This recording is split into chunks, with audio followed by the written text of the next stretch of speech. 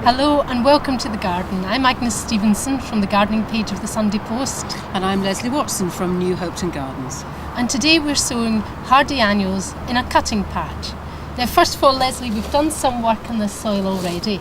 We have. This is topsoil, but we've raked it so it's now a fine tilth, and I've also put in some slow release fertiliser just to pep it up. Okey-doke. It's all nice and level. You could do this in the ground if you wanted to, but we're doing it in a raised bed here. And then what I want to do is sow the seeds, and I want to sow them in straight lines, which just looks a bit regimented, but then you know which are your seedlings and which are your weeds.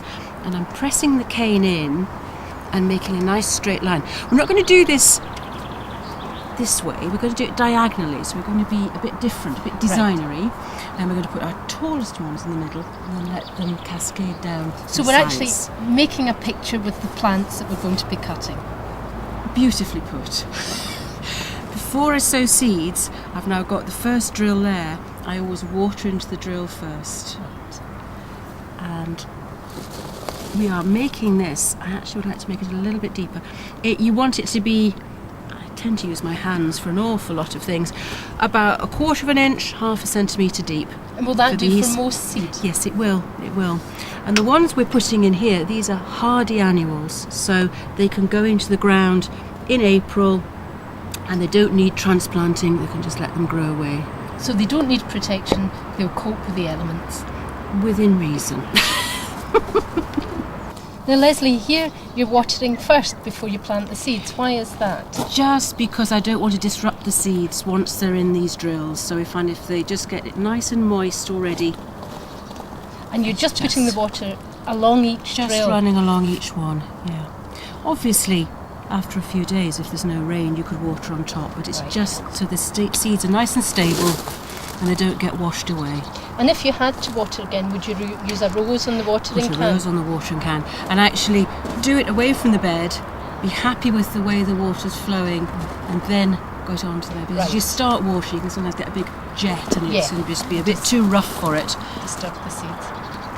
Now this isn't a huge patch, but will this give us good flowers for This cutting? will give us a lot of cutting. Yes, it's surprising what you can do in a very, very small space. And of course with cut flowers, you know, you hear about dead heading. What you're basically doing is live heading. Keep on picking. The more you pick, the more that then the plant will produce. I've got Nigella and Status. Now both of those are good for cutting, but also they will dry.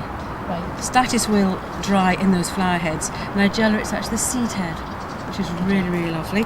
I've got Ami, which is like a cow parsley. Now this is our tallest one, so this is going to go in the middle and be the backbone of the bed. And then I've got Cosmos. We will put Status there, we'll put Nigella there, and we'll put another Status there. Okay, and then what you need to do is get the seed out. Some of it is quite fine. This is the Ami. It's just like grains of pepper, and you just sprinkle it very, very gently, moving your hand along slowly over the drill. I guess you're best to do this in a day when it's not too breezy. Certainly, that so that some of it will end up in the drill.